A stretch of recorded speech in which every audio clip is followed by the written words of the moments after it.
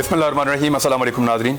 आप बोल न्यूज़ देख रहे हैं। मैं इमरान रियाज खान हूँ। आज एक बड़ा स्पेशल इंटरव्यू है पाकिस्तान तहरीक इंसाफ के चेयरमैन और साबिक वज़ीर आज़म इमरान खान साहब का, और सवालात बहुत ज़्यादा इकट्ठे हो गए हैं और सब लोगों की नज़रें पाकिस्तान में रेलिवेंसी के एतबार से जो सियासत में इस वक्त सबसे रेलिवेंट शख्सियत हैं, जिनके गिर्द सारा कुछ घूम रहा है, वो इमरान खान साहब हैं और इन्हीं के पास बड़े सवालात के जवाब हैं। अस्सलाम वालेकुम खान साहब, बहुत शुक्रिया आपका टाइम देने के लिए। वालेकुम सलाम। आपने मुज़ाकरात की पेशकश की है।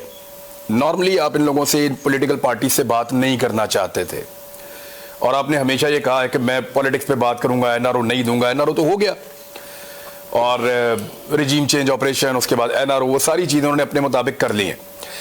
अब आप वहीं पे बातचीत करने की दावत दे रहे हैं। ये मुज़ाकरात के लिए आप संजीदा हैं या इसको कुछ लोग कह रहे हैं कि सिर्फ अतमाम हुज्जत का एक लफ्ज़ होता है कि हुज्जत तमाम कर दी, बस ठीक है? देखिए इमरान, इन लोगों से मेरी क्या बातचीत हो सकती है? मैं इनको 35 साल से जानता हूँ, बल्कि शरीफ ख़ानदान को तो 40 साल से जानता हूँ। तो इनका तो जो मकासद हैं पॉलिटिक्स में, और ये जो सारा वारदात करते हैं, बाहर से आते हैं या मुल्क के अंदर मुल्क को खून चूसते हैं और फिर पैसा बाहर ले जाते हैं, मुश्किल पड़ती है बाहर चले जाते हैं, जब एनआरओ मिलता तो वापस आ जाते हैं। तो इनका मकासद क्या, पहले ज़रा क्लियर हो जाए ना। आप जब तक किसी का मोटिव नहीं पता चलवाते तो आपको पता नहीं चलता कि उनके एक्शंस क्या है। मोटिव इनका ये है कि पहले इन्होंने चोरी करके पैसा बनाया, उस चोरी के पैसे बनाने के अंदर सारे इदारे कमज़ोर करते हैं और इनकी फ़ौज से लड़ाई होती इसलिए है कि वो एक इदारा कंट्रोल में नहीं होता, बाकी कंट्रोल करके तबाह कर देते हैं, पैसा बाहर निकाल लेते हैं और फिर उनकी जो सारी कोशिश होती है उस पैसे को बचाने के लिए, एनआरओ लेने के लिए। तो इनकी तो आप इनका उठा के देख लें, 30 साल से इनका ये पैटर्न है। मेरी इनसे क्या बात होगी, क्योंकि मैं चाहता ही ये हूँ कि इस मुल्क में कानून की हुक्मरानी हो, इंसाफ हो, करप्शन, इस तरह के लोगों की ताकतवर की करप्शन ख़त्म हो। तो मेरा तो मकसद ही ऑपोजिट है ना। इस वक्त प्रॉब्लम क्या है?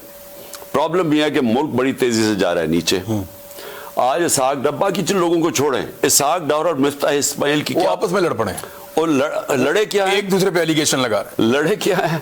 मिफ्ताह इस्माइल कह रहा है कि ये इसहाक डार डिफॉल्ट की तरफ लेके जा रहा है, वो सारी दुनिया को नजर आ रहा है डिफॉल्ट की तरफ। आमदनी गिरती जा रही है, कर्जे बढ़ते जा रहे हैं, सारी दुनिया समझती है कि अब ये कर्जों की किस्तें वापस नहीं कर सकते। जो CDS, इसका मतलब जो कि इनका रिस्क का है, अब कर्जे वापस करने की रिस्क, वो पहुंच गई है 100% पे। हम जब थे 5% पे थी। तो इसका मतलब दुनिया पे भी इत्तेमाद नहीं है इनके। इसहाक डार कह रहा है कि उसने गलतियां की पहले, उसके ऊपर डाल रहा है। बात यह है कि दोनों ठीक कह रहे हैं, मुल्क जा रहा है अब नहीं। लेकिन ये पहले गलतियां दोनों आप पर डाल रहे थे, तो ये आपको बेहतर नहीं लग रहा कि आप एक दूसरे पे डाल रहे हैं? नहीं, ये होना ही था, क्योंकि देखें ना, आप इन्होंने किसी को तो जिम्मेदार ठहराना है जो मुल्क जा रहा है डिफॉल्ट की तरफ। हमें ये कैसे जिम्मेदार ठहराएं जबकि सारे इकोनॉमिक इंडिकेटर्स जो कि पाकिस्तान इकोनॉमिक रिव्यू के अंदर हैं, जो इन्होंने शाया किया है, जो बताता है कि साल में किस तरह की इकोनॉमिक प्रोग्रेस हुआ या नहीं हुआ, उसके अंदर सारे इंडिकेटर्स जो हमारे दौर में थे वो पॉजिटिव थे। आपकी नजर में इन दोनों में से कोई एक कसूरवार है या कोई और कसूरवार है या इनको लाने वाला कसूरवार है? इनको लाने वाला सबसे ज्यादा कसूरवार है। और ये इनको कसूरवार इसलिए नहीं हम ठहरा सकते कि मुझे ये बताएं कि इनके होते हुए वो सुनहरी दौर कौन सा था, यानी कौन सा ऐसा दौर था कि इन्होंने माशियत ऊपर उठा दी। इमरान, आप याद रखें कि 90 की दिहाई में, 90 से पहले, डॉक्टर इशरत हुसैन अपनी किताब में लिखते हैं, बड़ा उनका पाकिस्तान की इकॉनमी के ऊपर कंट्रोल है और जायजा है। वो कहते हैं कि 90 की दिहाई तक पाकिस्तान सारे बड़े सगीर में सबसे आगे था, इकोनॉमिक प्रोग्रेस हमारा सबसे आगे था। जब से ये दो चोर खानदान आए हैं, हम हिंदुस्तान से पहले पीछे गए, फिर बांग्लादेश से पीछे चले गए, तो हमारा मुल्क तो पीछे की चला गया जब से ये आए हैं। तो इनका कौन सा दौर था जब इन्होंने आके मुल्क को ठीक किया? 30 साल से दोनों हुकूमत कर रहे हैं हम, और ये हमें पता था। हमने मुल्क को संभाल के ऊपर बैंकरप्ट मुल्क छोड़ के गए। 99 में भी मुल्क को बैंकरप्ट किया, 2018 तक फिर बैंकरप्ट करके छोड़ के गए, एक्सपोर्ट स्टैग्नेट करके चले गए, आमदनी कम थी। میکسیمم ہمارے اوپر چھوڑ کے چلے گئے کرنٹ اکاؤنٹ ڈیفیسٹ, یعنی بیرونی قرضہ 20 ارب کا میکسیمم تھا, ادھر سے ہم نے اٹھایا, یہ پھر واپس نیچے لے آئے. تو اصل میں تو ذمہ دار وہ ہیں جنہوں نے ان چوروں کا ہمارے اوپر مسلط ہونے دیا, اصل وہ ذمہ دار ہیں. اور یہ وہ لوگ ہیں جنہوں نے وہی کیا جو یہ ہمیشہ کرنا تھا. انہوں نے اٹھا کے یہاں سے اپنے سارے قرضے معاف کروا لیے, چوری پہ پوری طرح لگ گئے ہیں سارے. پھر سے ملک نیچے جا رہا ہے, مقروض ہوتا جا رہا ہے, اور انہوں نے باہر بھاگنا ہے. اس کے بعد یہ ملک چھوڑ کے باہر بھاگیں گے. میں نے جو پیشکش کی تھی مذاکرات کی, وہ صرف یہ کہ ہم نے تو اب الیکشن کروانے ہیں اپنے 2 صوبوں میں, اسمبلیاں ڈیزالو کر. سر ایک سیکنڈ یہاں رک جائیں ذرا, کیونکہ آپ ایک اور جگہ پہ معاملے کو لے گئے تھے کہ ان کو لانے والے قصوروار ہیں, وہ ان کو لے کر آئے. نجم سیٹھی نے کہا ہے کہ جنرل باجوہ نے تحریک عدم اعتماد کا ماحول بنا کر پی ایم ایل این کو دیا, اور وہ مختلف چیزیں کہہ رہے ہیں کہ آدھی رات کو عدالتیں بھی جنرل باجوہ نے اس لیے کھولیں کہ عمران خان صاحب آرمی چیف کو سیک کر سکتے تھے. حالانکہ اس رات کو ہم وہیں پہ تھے, ہم نے ایسی چیز کوئی دیکھی نہیں, اور بھی بہت سارے صحافی تھے. تو خان صاحب ایکچولی جو لوگ ان کو لے کر آئے تھے, اب وہ ایک اور پروپیگنڈا کر رہے ہیں کہ ایکچولی کبھی رجیم چینج ہوا ہی نہیں تھا, ہم تو عمران خان کو سپورٹ کر رہے تھے. اور یہ بات کوئی اور نہیں کہہ رہا, آپ کا سب سے قیمتی اتحادی مونس علی کہہ رہا ہے کہ ہمیں سب کو تو جنرل باجوہ کہہ رہے تھے کہ عمران خان کے ساتھ کھڑے ہو جاؤ جا کے, اور وہ تو دریاؤں کا رخ انہوں نے موڑ دیا تھا عمران خان کے لیے. دیکھیں عمران, واقعی جنرل باجوہ نے اپنی دریاؤں کا رخ موڑا. سر میں آپ کو بتاؤں, میں پھر سے میں پہلے بھی ایک دفعہ کہہ بیٹھا ہوں کہ میں جب بڑا ہو رہا تھا نا, یہ اسی گھر میں زمان پاک میں, تو میری والدہ ہمیشہ, میری 4 بہنیں تھیں, میں اکیلا بھائی تھا, وہ ہمیشہ ان کو یہ کہتی تھی کہ مجھے تو اس بیچارے پہ ساری فکر ہے, یہ بڑا ہی سیدھا ہے, یہ ہر قسم کی بات مان لیتا ہے, ہر قسم کو ٹرسٹ کر لیتا ہے, تو یہ تو بیچارہ رول جائے گا دنیا میں. تو میں ساری زندگی جب میں اپنی ماں کو کہتا تھا, یہ نہیں پتا تھا باقیوں کو بھی رول دے گا. اچھا کہنا چاہ رہا ہوں کہ میں ساری زندگی اپنی ماں کو کہتا تھا, میں کہا مجھے امی کیا فرق پڑا, جو بھی دنیا کرتی تھی میں تو کامیاب ہو جاتا ہوں. میں اپنی ماں کو ہمیشہ کہتا تھا. میں نے کبھی فیل نہیں کیا کہ یہ ایک کمزوری ہے کہ لوگوں کو ٹرسٹ کرو. میں لوگوں کو ٹرسٹ کرتا ہوں, اگر لوگ مجھے کوئی بات کہتے ہیں میں سمجھتا ہوں یہ ٹھیک کہہ رہا ہوگا, کیونکہ میں کیوں اس کے اوپر شک کروں. میں اپنے بیٹوں کو بھی کہتا ہوں کہ یہ زیادہ بہتر ہے, یہ ایک دلیر آدمی کی نشانی ہے کہ وہ کسی کے اوپر شک نہیں کرتا. یہ کمزور آدمی ڈرتے رہتے ہیں لوگوں سے کہ جی مجھے دھوکہ نہ دے. لیکن میں نے پہلی دفعہ, جو میری جنرل باجوہ سے میرے 3.5 سال گزرے ہیں, پہلی دفعہ میں نے ریئلائز کیا کہ یہ کتنی بڑی میری کمزوری ہے, کیونکہ میں اس کو ٹرسٹ کر لیتا تھا.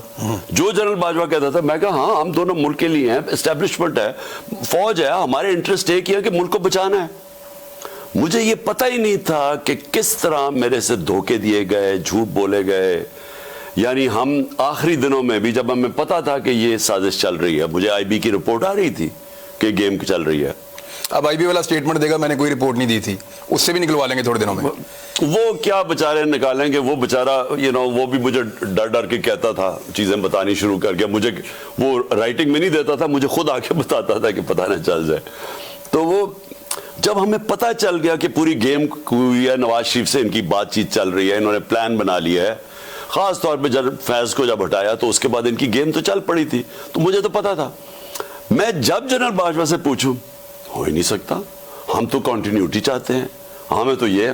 میں نے جب آخر میں جب مجھے پتا چلا کہ یہ, میں نے ان سے یہ پوچھا بھی, میں نے کہا دیکھیں مجھے یہ بتا دیں, وہ میرے اسلام آباد کے گھر میں, وہ میں نے کہا مجھے یہ بتا دیں کہ ہمارے سارے اتحادی, ہمارے جو لوگ اپنے ایم این ایز ہیں, وہ سب کو انڈیکیشن یہ دے رہے ہیں کہ فوج چاہتی ہے کہ آپ ادھر چلے جائیں. تو میں نے, اور وہ ہمیں کہہ رہے ہیں کہ, اور آپ ہمیں کہہ رہے ہیں کہ نہیں ہم نیوٹرل ہیں, وہ ہمیں کہہ رہے ہیں کہ ادھر چلے جائیں.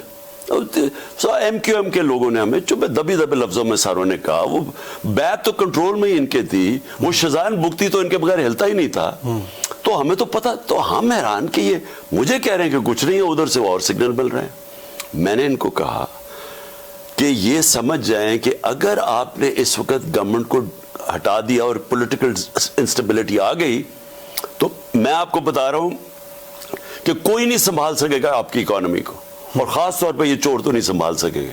شوکت ترین کو میں نے بھیجا, انہوں نے اس کو بتایا کہ یہ جناب حالات ہیں, آپ نے اس وقت اگر یہ کر دیا. 2 گھنٹے وہ بیٹھا رہا ان کے ساتھ, ایک سمجھایا اس نے سٹیپ بائی سٹیپ کہ اس سٹیج کے اوپر اگر آپ نے پولیٹیکل انسٹیبلٹی لیا, اکانومی آپ نہیں سنبھالی جائے. تو آپ کو کیا لگتا ہے, پہلے میں سن لوں, اس کو بھی کہا کہ فکر ہی نہ کرو, کنٹینیوٹی رہے گی. اچھا, مجھے بھی کہا فکر میں. میں نے ان کو پھر ایک دن کہا, میں نے کہا دیکھیں مجھے یہ پتا ہے کہ اب ہمیں سارا واضح ہو گیا کہ آپ نیوٹرل نہیں ہیں, آپ ان کی طرف کہہ رہے ہیں کہ ادھر چلے جائیں. تو میں نے ان کو کہا مجھے کلیئر کر دیں. میں نے کہا میرے سے یہ اب نہ کریں کہ یہ ہم آپ کے ساتھ بھی ہیں, اور میں نے کہا کلیئر کر دیں آپ ادھر ہیں یا ادھر ہیں. اگر آپ نہیں ہیں تو پھر میں اور میری اسٹریٹجی ہے, اگر ہیں تو اور اسٹریٹجی. تو انہوں نے کہا وہ کون سی اسٹریٹجی؟ میں نے کہا میں اپنے لوگوں کے پاس جاؤں گا. میں نے ان کو کہا کہ میں ایک جمہوریت میں ماننے والا چاہتے تھے کہ وہ آپ کے ساتھ آئیں, یعنی ان کا تو کام ہی کوئی نہیں ہے, پولیٹکس میں ہونا ہی نہیں چاہیے. میں یہ کہہ رہا ہوں ساتھ نہیں آئے کہ یہ آپ جو ان کو ساروں کو کہہ رہے ہیں کہ ادھر چلے جائیں. اچھا ٹھیک ہے, ہمارا یہ جو رجیم چینج, آپ یہ کہہ رہے کھل کے آ رہے ہیں. میں کب مجھے بتا دیں کہ اگر آپ نے فیصلہ کر ہی لیا ہے تو پھر میں نے ساری زندگی کیا, میں تو عوام کے کندھوں پہ ہوں. مجھے تو کسی ملٹری نرسری میں نہیں کسی نے پالا تھا نا. بھٹو کو ہمیں پتا ہے کدھر تھا, وہ ڈیڈی کہتا تھا ایوب خان کو. مجھے اس کا پتا ہے کہ یہ نواز شریف کو تو جنرل جیلانی نے پالا تھا. میں تو 22 سال اپنی محنت کر کے آؤں, نیچے سے پبلک کو لے کے آؤں. تو میں کہا میں واپس پبلک میں چلا جاؤں گا. میں نے ان کو یہ کہا فکر ہی نہ کرو, ہم تو کنٹینیوٹی چاہتے ہیں, ہم تو آپ کے ساتھ ہیں. تو جنرل باجوہ نے میڈیا کو بھی کہا کہ میں سب کو گولیاں دیتا تھا, اور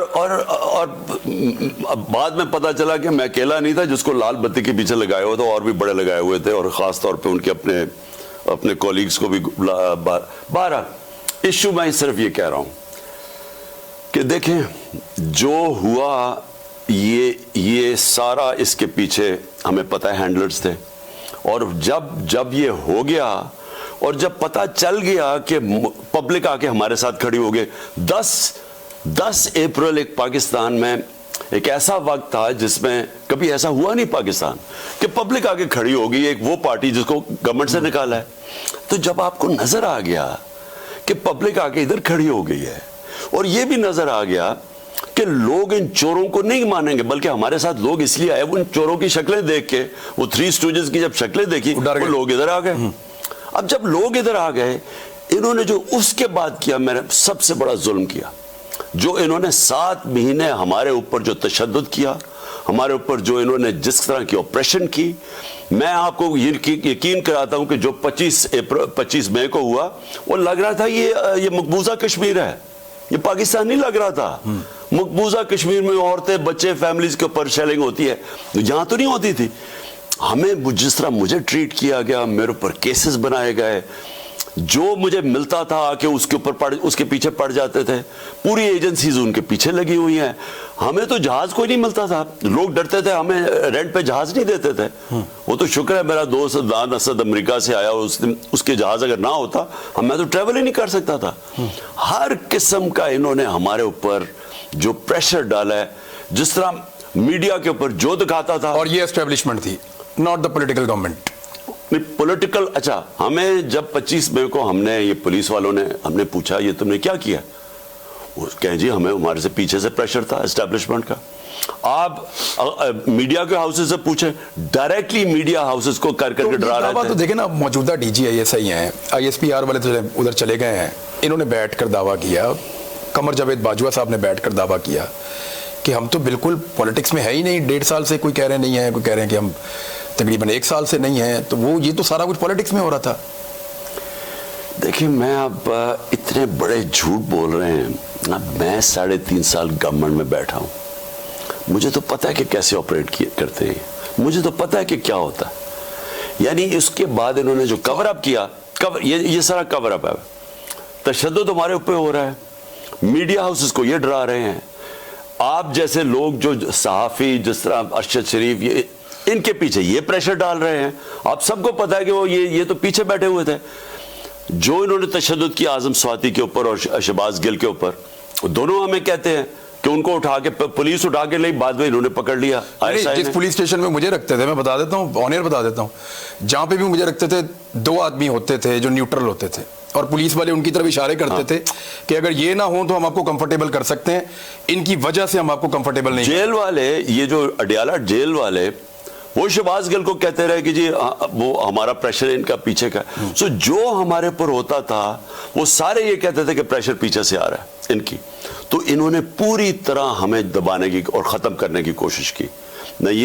اس لیے میں امید لگا کے بیٹھا ہوا ہوں کہ یہ جو نیا سیٹ اپ آیا ہے, خدا کے واسطے اس ملک کو بچائیں. آپ نے اپنے لوگوں کو کہا کہ روکو, ابھی اسٹیبلشمنٹ کے اوپر تنقید مت کرو اور نشانہ مت بناؤ. نئی اسٹیبلشمنٹ سے ایسا لگتا ہے آپ نے کوئی امیدیں وابستہ کی ہیں.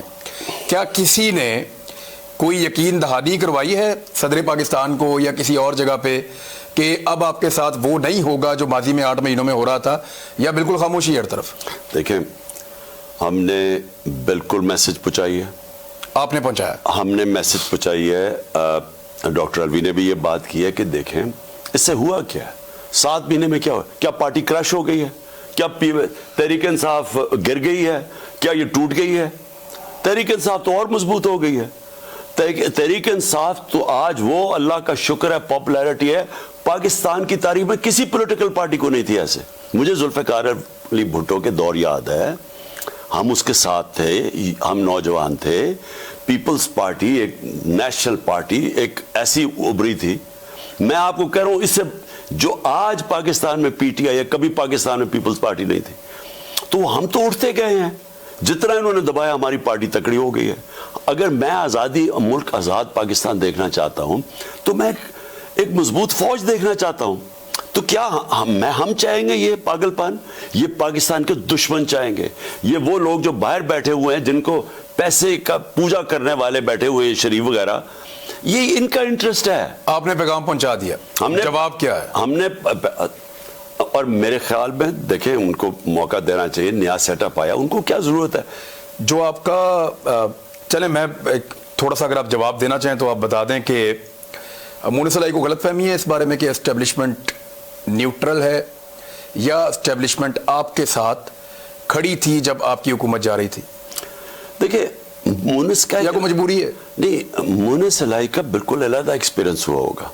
ٹھیک ہے, دیکھیں نا, ہو سکتا ہے ان کو کچھ اور کہا گیا ہو. نہیں, ان کو کہا گیا ہوگا کہ پی ٹی آئی کے ساتھ چلو, لیکن وہ دوسرا والا جو چلا گیا نون لیگ میں, اس کو بھی کہا ہوگا کہ ادھر چلے جاؤ. اچھا, ادھر بھی نمبر پورے کر دیے تو یہ جو ڈبل گیم چل رہی تھی, ویسے میں آپ کو بتاؤں جتنی ڈبل گیم جنرل باجوہ نے کھیلی ہے نا, یعنی وہ کبھی کسی کو کچھ ہمارے اپنے لوگوں کو, کسی کو کوئی پیغام جا رہا ہے, کسی کو کوئی اور جا رہا ہے. عجیب اس کی ویسے ایٹیٹیوڈ. دیکھیں لیکن ہوا کیا اینڈ میں, فائدہ تو نہیں ہوا نا, ایکسپوز تو ہو گئے.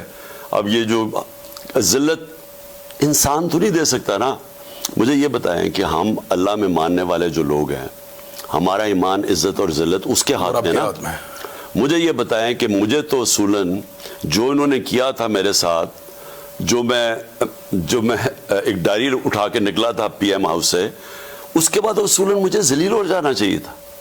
ہوا کیا, مجھے اللہ نے وہ عزت دی جو میری زندگی میں تصور نہیں تھا ایسی ملے گی. تو اس سے تو آپ کو واضح ہو جانا چاہیے نا کہ اوپر والے کے ہاتھ میں سب کچھ ہے. آپ جو مرضی کر لیں, فیصلہ وہ آپ کے اعمال کے اوپر کرتا ہے. بے شک اس میں کسی کے تو اعمال غلط تھے نا, جو کہ ذلت ملی ہے نیت کے اوپر اللہ تعالیٰ. اچھا, اس میں مجھے یہ بتائیں, نیت اور اعمال. بے شک.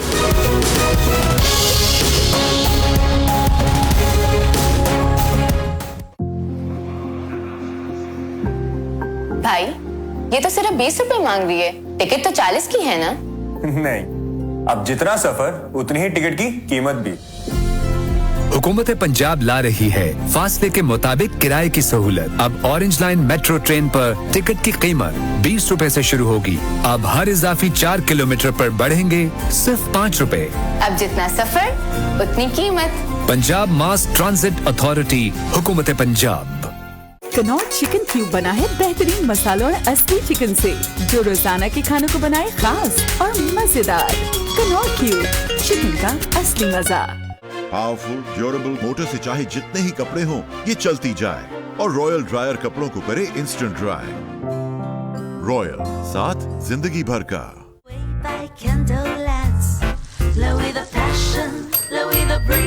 Crowders made my trouble days Jamal, तुम ऑरेंज लाइन पे क्यों नहीं जाते? मेरी फैक्ट्री यहाँ करीब ही है, चिंची वाला 20 रुपए में पहुंचा देता है, ऑरेंज लाइन पे तो 40 रुपए लग जाएंगे। अरे भाई, अब ऑरेंज लाइन में भी 20 ही लगेंगे। हैं? हाँ चलो। हुकूमत पंजाब ला रही है फासले के मुताबिक किराए की सहूलत। अब ऑरेंज लाइन मेट्रो ट्रेन पर टिकट की कीमत 20 रुपए से शुरू होगी। अब हर इजाफी 4 किलोमीटर पर बढ़ेंगे सिर्फ 5 रुपए। जितना सफर उतनी कीमत। पंजाब मास ट्रांजिट अथॉरिटी, हुकूमत पंजाब। यूथ को चाहिए आजादी, जो मिलती है एलाइड यूथ अकाउंट से। अपनी मर्जी के डिस्काउंट्स पाने की आजादी, फ्री ऑनलाइन ट्रांजैक्शंस करने की आजादी, कैश कैरी ना करने की आजादी, पर्सनल लोन से अपने ख्वाब पूरे करने की आजादी, फ्री एक्सीडेंटल इंश्योरेंस के साथ ढेर सारी सहूलियात। एलाइड यूथ अकाउंट, यूथ के दिल की आवाज। एलाइड बैंक, आपके दिल में हमारा account. Hello hair anti dandruff shampoo plus conditioner. इसमें मौजूद मिंट और टी ट्री ऑयल डैंड्रफ और ड्राई स्कैल्प को ट्रीट करें और बालों को refresh. Meet the new you. भाई, ये तो सिर्फ 20 रुपए मांग रही है, टिकट तो 40 की है ना? नहीं, अब जितना सफर उतनी ही टिकट की कीमत भी। हुकूमत पंजाब ला रही है फासले के मुताबिक किराए की सहूलत। अब ऑरेंज लाइन मेट्रो ट्रेन पर टिकट की कीमत 20 रुपए से शुरू होगी। अब हर इजाफी 4 किलोमीटर पर बढ़ेंगे सिर्फ 5 रुपए। अब जितना सफर उतनी कीमत। पंजाब मास ट्रांजिट अथॉरिटी, हुकूमत पंजाब।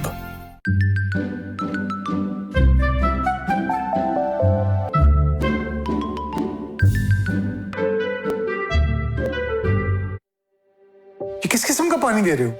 घर पे सब बीमार हो रहे हैं। भाई, हमारा पानी तो बिल्कुल साफ और शफाफ है। अभी पता लगाते हैं कितना साफ और शफाफ। शिकायत के लिए 1223 मिलाएं और खाना पीना महफूज बनाएं। पंजाब हुकूमत की मोबाइल लैब्स को आगाह कीजिए। अब होगी फौरी इंस्पेक्शन, भारी जुर्माना या फिर बंदिश।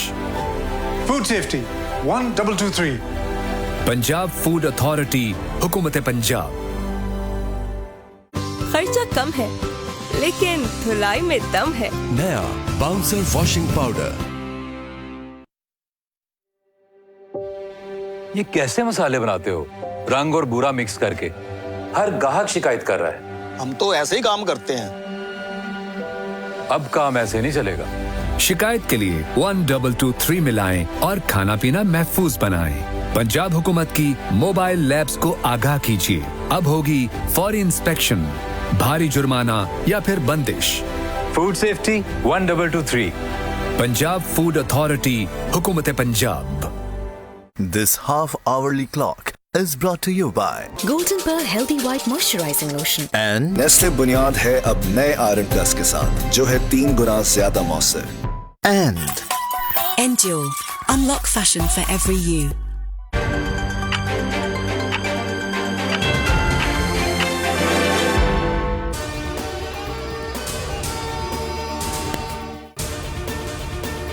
नौशहरा में नामालूम मोटरसाइकिल सवारों की पुलिस मोबाइल पर अंधाधुंध फायरिंग, 3 एहलकार शहीद। रेस्क्यू जराये के मुताबिक शहीद होने वालों में पुलिस ड्राइवर, मुहर्रर और सिपाही शामिल हैं। पुलिस का इलाके में सर्च ऑपरेशन। बलोचिस्तान के पहाड़ों में छुपाई गई 33 करोड़ रुपए से जायद मालियत की चर्च बरामद हो गई। पाकिस्तान कोस्ट गार्ड का जिला पसनी के दोसीकोर के इलाके में वाक़ पहाड़ों पर छापा, 1753 किलोग्राम चर्च बरामद कर ली। इंटरनेशनल मार्केट में मालियत 332 मिलियन रुपए से जायद है। शहीद अरशद शरीफ को हमसे रुखसत हुए 40 दिन बीत गए। शहीद के घर में चहलुम की फातिहा का एहतमाम किया गया। मुमताज आलमदीन मौलाना तारिक जमील ने रिफ़्क़त आमेज़ दुआ कराई। उन्होंने शहीद सहाफ़ी के बुलंद दर्जात के लिए दुआ की।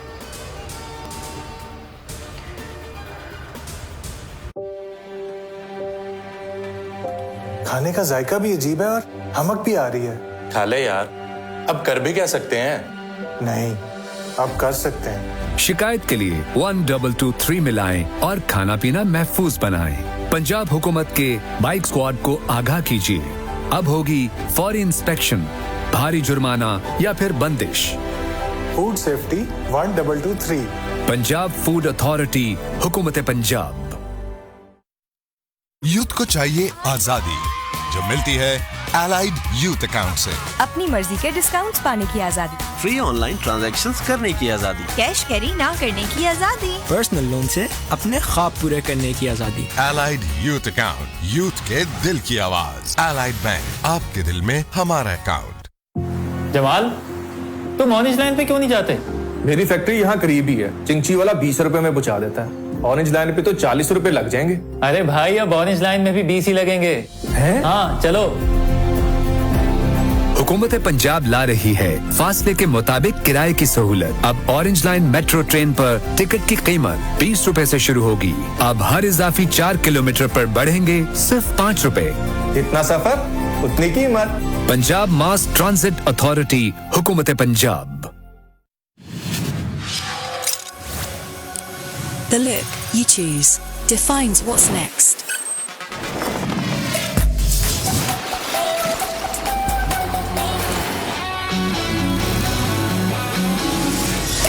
Ready to keep exploring?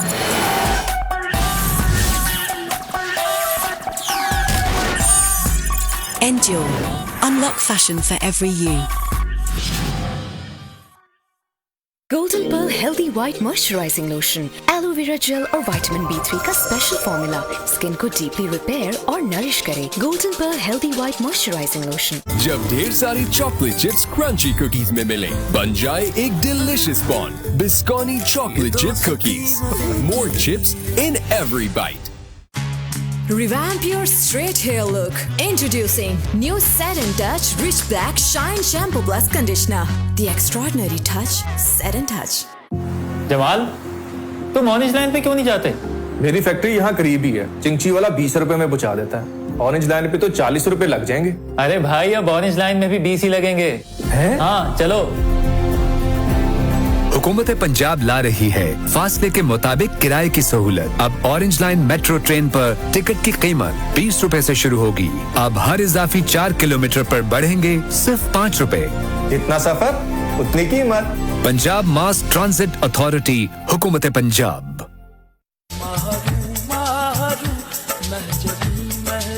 Golden pearl beauty cream, हुस्न जाना की तारीफ मुमकिन नहीं। ये किस किस्म का पानी दे रहे हो?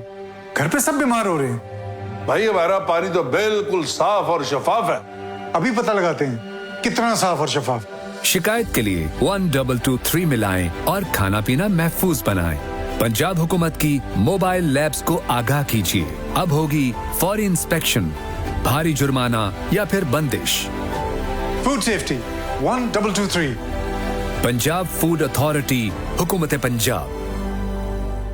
जब भी चाहूँ जीना, खुद को रोकू कभी ना, मुझे उड़ने दो। इनोवेटिव डाइजेस्टिव बिस्किट्स, खाएं दिल भर, मजा मन भर। पार्लर जैसे फेशियल का निखार सिर्फ 10 मिनट में। Glow wherever you go. मेरा पार्लर मेरे पास। Golden pearl whitening urgent facial, love your skin.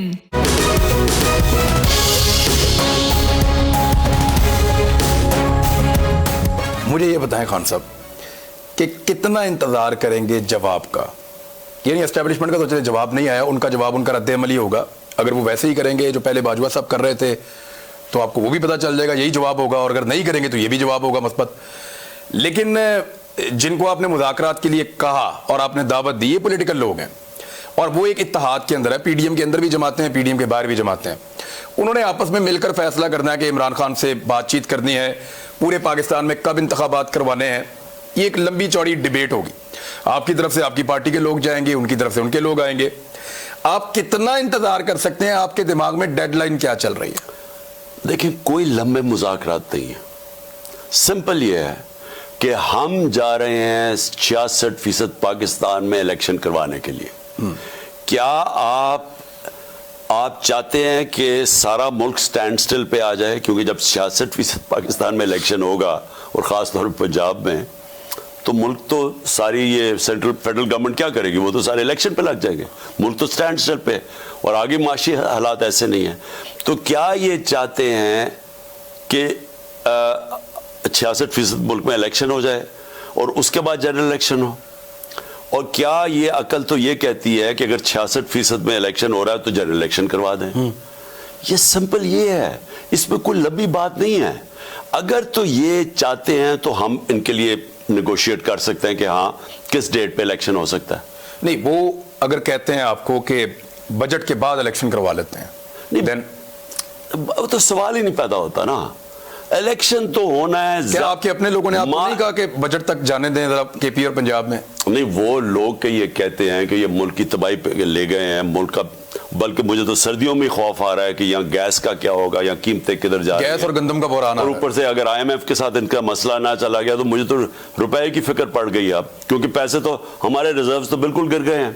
تو مجھے تو وہ ڈر، اور پھر زراعت کا علیحدہ مجھے خوف آ رہا ہے. میں صرف یہ کہہ رہا ہوں کہ ہم آؤٹ سائڈ ہم کدھر تک دیکھنا چاہتے ہیں؟ مارچ. اگر تو مارچ کے اینڈ تک آپ تیار ہیں الیکشنز کے لیے تو ہم رک جاتے ہیں، نہیں تو ہم نے فوری طور پہ اسمبلی ڈیزالو کر کے پنجاب اور KP میں الیکشن کروا دیں. رمضان ہے 20 مارچ سے، تو آپ رمضان المبارک سے پہلے چاہ رہے ہیں کہ الیکشن ہو؟ بہتر تو وہ، حالانکہ رمضان میں بھی الیکشن ہو جاتے ہیں، لیکن ہم مارچ سے آگے نہیں جانے لگے. اگر انہوں نے نام مارچ میں الیکشن چاہتے ہیں تو یہ جو مہینہ شروع ہو گیا اس میں اسمبلی ڈیزالو کرنی پڑیں گی. میں یہی تو کہہ رہا ہوں کہ اگر انہوں نے اس پہ نہ مانے تو ہم نے اس مہینے الیکشن کروا دینے ہیں اپنے. آپ نے اسمبلیاں تحلیل کر دینی ہیں؟ ہم نے کر دینی ہے. اس کی ڈیڈ لائن کیا ہے؟ ان کو کتنا ٹائم ہے؟ 2 ہفتے ہیں، 3 ہفتے ہیں، ان کے بعد کتنا ٹائم ہے بات کرنے کے؟ اس میں کتنی دیر لگنی ہے ان کو فیصلہ کرنے میں؟ کتنی دیر لگنی ہے؟ یا یہ ہاں کریں گے یا نہ کریں گے. ہم اس کے لیے اکارڈنگلی ہمارا تو فیصلہ ہو گیا. دیکھیں ان کے پاس کچھ، ویسے میڈیا بڑے فخر سے بتاتا ہے، مجھے اس پہ شرمندگی ہوتی ہے کہ زرداری صاحب جادو چلا دیں گے. ایکچولی وہ ایک خرید و فروخت ہے اور ایک غیر اخلاقی کام ہے جو وہ کرنے آتے ہیں. لیکن اب ان کے بارے میں یہ کلیم کیا جا رہا ہے کہ زرداری صاحب آئیں گے، جادو چلائیں گے، بندے توڑیں گے، آپ کے لوگ استعفے دیں گے، آپ کی سٹرینتھ کم ہوگی، اور بے بھی وہ پرویز الہی صاحب وغیرہ کو بھی قابو کریں گے. تو اس سچویشن میں آپ کے ہاتھ سے گیم نکل گئی تو، کیونکہ بہت سارے لوگ کہہ رہے ہیں کہ عمران خان کو فوری طور پہ دونوں اسمبلیاں تحلیل کر دینی چاہیے، مذاکرات ہوتے رہیں گے. ہم کر سکتے ہیں، لیکن دیکھیں ان کے ہاتھ میں اب گیم ہی نہیں ہے. پرویز الہی بالکل ہمارے ساتھ کھڑے ہیں اور ہماری ان سے بڑی طویل ڈسکشن ہو چکی ہے.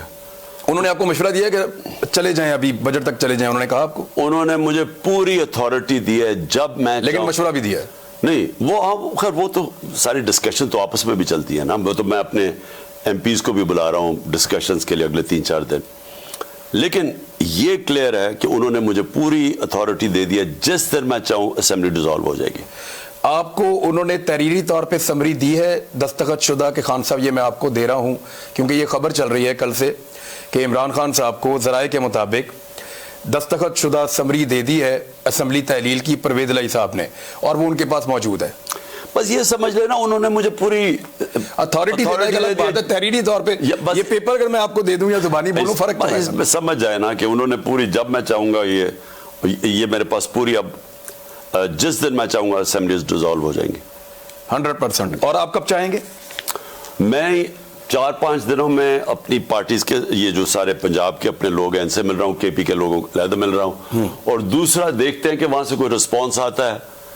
ہم ان کو یہ تو چانس دے سکتے ہیں نا کہ وہ کہیں گے جی ہاں ٹھیک ہے نیگوشیٹ کرتے ہیں، کیونکہ اگر اتنا تقریباً سارے پاکستان میں الیکشن ہو رہا ہے تو ہم جنرل الیکشن کال کر دیتے ہیں. لیکن اگر آپ اتنا دیر آگے چلے جائیں تو وہ تو ہو سکتا ہے نیگوشیٹ. آپ اپنی 2 غلطیوں کا ہمیشہ کہتے رہے ہیں کہ 2 مرتبہ میرے سے غلطی ہوئی میرے ٹائم میں. ایک غلطی آپ کہتے تھے میں پھر کبھی بتاؤں گا. Is it the right time? آپ نے جنرل باجوہ کو ایکسٹینشن دے کر واقعی غلطی کی تھی؟ بہت بڑی غلطی کی تھی، اور کبھی کسی کو ایکسٹینشن نہیں ملنی چاہیے فوج میں.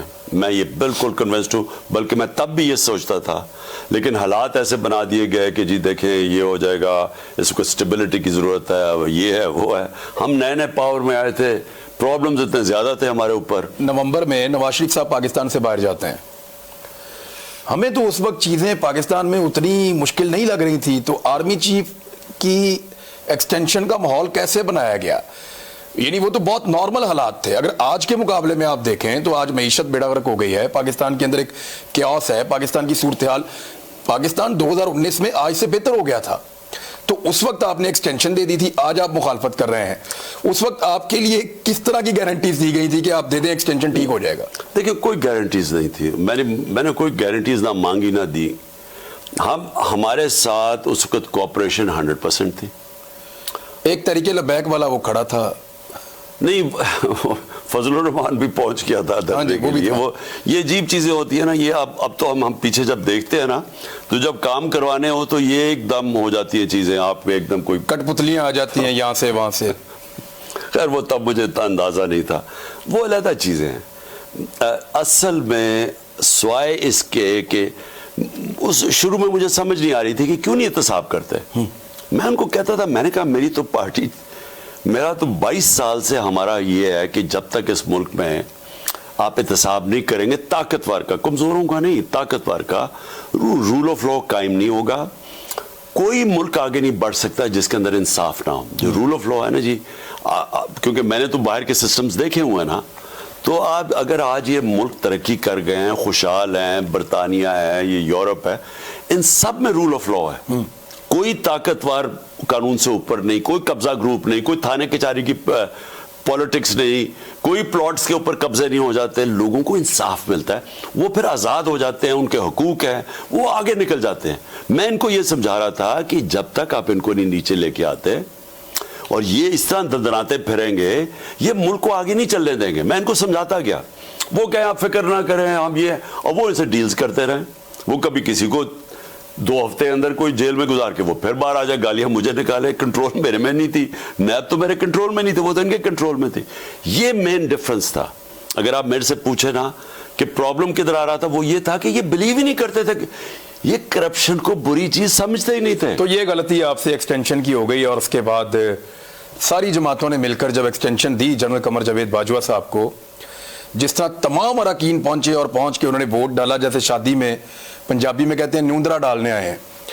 تو جس طرح شادی میں لوگ پیسے دینے آتے ہیں نا, بڑے آدمی کی شادی میں اپنا منہ دکھانے کے لیے کہ دیکھو میں بھی آیا اور میں نے پیسے دیے, اس طرح جنرل باجوہ کی ایکسٹینشن میں سب نے ووٹ ڈالا. اس وقت آپ کو حیرت نہیں ہوئی کہ باجوہ صاحب نے یہ سارے کیسے اکٹھے کر لیے؟ اس کے بعد تب سے مجھے فیلنگ ہوئی کہ انہوں نے بات چیت شروع کر دی تھی نون لیگ سے. اصل میں ان کی تب بات چیت شروع ہو گئی, جیسے وہ آئے جھوک در جھوک ووٹ ڈالنے, اور نہیں انہوں نے ان کو ادھر سے میرے خیال میں کوئی ایشورٹی بھی دی ہوگی. ایشورٹی تو خیر وہ سب کچھ دے دیتے تھے, لال بتی کے پیچھے تو سب لگ جاتے تھے, لیکن میرے خیال میں ادھر سے انہوں نے بات چیت ان سے شروع کی, جو آخر میں پھر جب یہ جنرل فیض کو ہٹایا گیا تب کلیئر ہو گیا کہ انہوں نے ان سے پھر فیصلہ کر لیا تھا مجھے ہٹانے کا. اعظم سواتی کے ساتھ جو ہو رہا ہے, اعظم سواتی پورے ادارے کے لیے ایک چیلنج بن گئے ہیں. مصیبت یہ ہے کہ ان کی عمر 75 سال ہے, اور وہ کھڑے ہو کر ہر جگہ کے اوپر وہ نام لے کر کہتے ہیں کہ فلاں بندہ فلاں بندہ فلاں بندہ, اور اس ادارے سے وہ بندہ ہے, انہوں نے مجھے ننگا کیا اور انہوں نے ویڈیو بنا کے بھیجی ہے, اور یہ دھمکاتے رہیں. اب اس طرح کے آدمی سے کیسے اسٹیبلشمنٹ اپنی جان چھڑوا سکتی ہے؟ حالانکہ پہلے والے جو ہیں وہ چلے گئے ہیں. یہ چیلنج نئے والوں کے لیے بھی ہے. خان صاحب اس کا کوئی سلوشن ہے آپ کے پاس؟ دیکھیں پہلے یعنی اب وہ پھر گرفتار ہو گئے, ان کو پہنچا دیا ادھر, اور وہاں ٹھنڈ ہے کوئٹہ میں, وہ بیمار ہو گئے آج بہت زیادہ. مجھے پتا کہ کتنا برا ریاکشن ہے. پہلے اس کو گندا ننگا کر کے مارنا, ایک 75 سال پوتا پوتی کے سامنے مارنا پہلے, پھر ننگا کر کے جا کے, اور وہ کہتا ہے یہ ایسا ہے کہ لوگ لے کے گئے تھے. اس کے بعد جو ویڈیو, جو ہسبینڈ وائف کی ویڈیو جو فیملی کو دی گئی نا, ایک تو مارنے پہ لوگوں, لیکن ویڈیو کا سارے پاکستان کے گھروں میں, ہماری کنزرویٹو قوم ہے, سب ایک اتنا برا اس کا ریاکشن آیا. تو میں سوچتا ہوں کہ جب نئے سیٹ اپ آیا ہے تو اپنے آپ کو ڈسٹنس کریں اس چیز سے جس سے ایک سارے ادارے کو نقصان پہنچ رہا تھا. تو مجھے تو بڑا افسوس ہوا ہے کہ جو اعظم سواتی سے ہو رہا ہے, اور ابھی تک کوئی نظر نہیں آ رہا کہ انہوں نے پالیسی چینج کی. اب سلوشن کیا ہے اس کا؟ دیکھیں آپ کو حیرت نہیں ہوتی کہ عدالت اس کا نوٹس نہیں لے رہی؟ ایک 75 سال کا آدمی جو اپر ہاؤس کا ممبر ہے, پوری دنیا کے اندر یہ 100-104 لوگ پاکستان کی نمائندگی کرتے ہیں, اور یہ 104 لوگ پاکستان کے بہترین لوگ قرار دیے گئے ہیں آئین پاکستان کے مطابق. تو یہ بیسٹ لوگ ہیں جو اپر ہاؤس میں چلے گئے ہیں. اب یہ پاکستان کے ایک ایسے آدمی کے ساتھ 75 سال کی عمر میں جو ہو رہا ہے, عدالتی نوٹس نہ ہونے پر آپ کو حیرت نہیں ہوتی؟ بہت. میں بالکل عمران آپ سے کہوں گا کہ مجھے تو, میں ایک طرف اپنے قوم کو چاہتا ہوں کہ ہماری جوڈیشری کی عزت کریں, کیونکہ بہت ضروری ہے کہ اصل میں تو جو میرے ہاتھ ساری تحریک تھی انصاف کی 26 سال پہلے، اس کا مقصد ہی رول آف لا ہے. رول آف لا امپلیمنٹ کرتا ہے آپ کی جوڈیشری. اب جب جوڈیشری یہ تماشا دیکھ رہی ہے ظلم ہو رہا ہے اور بار بار لوگ اس کی طرف دیکھ رہے ہیں، میں تو حیرت ہے کہ وہ ایکٹ ہی نہیں کر رہا ہے اس کے اوپر. دیکھیں سو موٹا ایکشن لے لیا، 12 بجے عدالتیں کھلوا لی، وہ اس کے اوپر الیکشن لے لیا وہ اسپیکر کی رولنگ پہ. اور یہ اتنا بڑا ایک انٹرنیشنل ایشو بنتا جا رہا ہے، ساری دنیا میں اس کی خبریں گئی ہیں کہ سینیٹر سے یہ ہو رہا ہے، اور اگر سینیٹر سے یہ ہو سکتا ہے تو باقی تو کوئی بھی سیف نہیں ہے. ارشد شریف کے لیے ہم نے درخواست کی لوگوں سے، اور لوگ لاکھوں کی تعداد میں خطوط لکھ رہے ہیں اور سپریم کورٹ کو روز کہہ رہے ہیں کہ ایک انڈیپینڈنٹ جوڈیشل کمیشن بنا کے اس کی انکوائری کریں. اور اسپیشلی جو مدعی تھے، چاہے وہ اعظم سواتی کے ہیں چاہے ارشد شریف کے ہیں، 22 مدعی تو میرے ہیں، ان میں سے کوئی بھی سامنا کرنے کو تیار نہیں ہے کہ ہم نے ان کے اوپر غداری اور بغاوت کے مقدمے درج کروائے ہوئے ہیں. ان میں سے کوئی منشیات فروش ہے، ان میں سے کوئی جو ہے وہ جوئے کے اڈے ہیں کسی کے، ان میں سے کوئی جو ہے وہ سمگلر ہے. اس طرح کے لوگوں سے پرچے کروائے ہوئے ہیں، وہ اب سامنے نہیں آ سکتے. خان صاحب، ارشد شریف صاحب کے لیے آپ سے گزارش ہے کہ ایک خط آپ بھی لکھ دیں، کیونکہ میں جس کو مل رہا ہوں ہم سب کو کہہ رہے ہیں، ایک چھوٹا سا 2 لائن کا خط 4 لائن کا آپ بھی لکھ دیں چیف جسٹس کو. تو کیا آپ لکھیں گے اور آپ اس کو کیا سمجھتے ہیں؟ دیکھو، ہم نے تو اپروچ کیا ہوا ہے چیف جسٹس کو 3 چیزوں کے اوپر، اعظم سواتی، ارشد شریف اور میں جو کہ ایکس پرائم منسٹر ہوں. میرے اوپر یہ گولیاں ماری گئیں، 3 گولیاں لگی مجھے، اور میں اپنی ایف آئی آر ہی نہیں کٹوا سکا. اپنی گورنمنٹ کے ہوتے ہوئے پنجاب میں، اپنی پولیس کے ہوتے ہوئے، میں جو میرا رائٹ ہے. دیکھیں ایف آئی آر لوگوں کو سمجھ نہیں آتی. ایف آئی آر کا مطلب ہوتا ہے جو افیکٹڈ پارٹی ہے اس کا یہ حق ہے کہ میں پہلی فرسٹ انفارمیشن رپورٹ میں بتاؤں کہ کون لوگ ذمہ دار ہیں. میں 2 مہینے سے میں کہتا آ رہا ہوں کہ میرے اوپر یہ واردات ہونے لگی ہے، کیونکہ مجھے تو انفارمیشن تھی ساری اس کی. میں ایسے تو نہیں بولا، مجھے تو پتا چلتا جا رہا تھا. میں اس کو تو نام لے نہیں سکتا تھا، ہر چیز رجسٹرڈ تھی، لیکن مجھے پتا تھا کہ کیا کرتے جائے، کس نے ویڈیو بنائی، اس کے بعد یہ کوئی وقار ستی ان کا چمچہ ہے، یہ اسٹیبلشمنٹ کا، ان کا آئی ایس آئی کا، اس نے کیسے اس کو اٹھایا، پھر اس کو پی ٹی وی کے اوپر 4 دن چلایا، پھر یہ مریم نے اور جاوید لطیف نے پریس کانفرنس کی. ہمیں تو سارا پتا ہے کہ انہوں نے بلڈ اپ کیسے کیا کہ یہ جنونی انتہا پسند، اور اس کے الفاظ ایگزیکٹلی وہی ہیں. اور اچھا گمراہ کرنے والے لفظ وہ وہاں پہ ٹیلی ویژن پہ بھی، ہر ٹویٹ کے اندر بھی، اور وہ جو مارنے والا اس نے بھی وہی الفاظ استعمال کیے. اور اس مارنے والے نے پہلی چیز کی کہ میں اکیلا ہوں. جے آئی ٹی کی رپورٹ ہے کہ کم از کم 2 تو ڈیفینیٹ شوٹر تھے، تیسرا شوٹر کی بھی وہ بات کر رہے ہیں. 3 لوگ تھے جنہوں نے یہ کر رہا تھا.